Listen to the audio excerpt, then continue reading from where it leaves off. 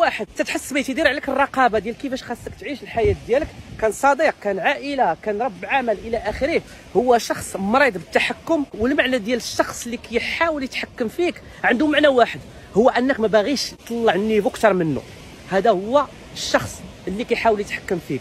كنعيشوا في واحد المجتمع الا ما كنتيش واحد الشخص قبيح شويه، كلشي غادي يحاول يفرض عليك الرقابه، كلشي غادي يبغي يوريك كيفاش تعيش حياتك، كلشي غادي يبغي يدير عليك الرقابه مع من تمشي ومع من ما تمشيش. وهاد الاشخاص هادو مجرد اشخاص ما باغيينكش تطلع النيفو ومراض بالكونترول. لذا فاش ينوض الصداع ما تشوفوش من البروميي دوغري ديال انني انا كندير شي حاجه خايبه.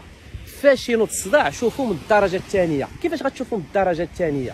عوض ما نقول لا نايض الصداع يعني انا ما مزيانش، يعني خصني نخلي الصوره ديالي مزيانه مع هاد الناس هادو، قول مع راساتك علاش هاد خياتنا هادو منوضين هاد الصداع؟ شنو هما الدوافع اللي مخيلين هاد خياتنا هادو منوضين هاد الصداع كامل على قرار بغيت ناخذو، على طريقه العيش بغيت ناخذها، على شي حاجه بغيت نديرها في الحياه ديالي؟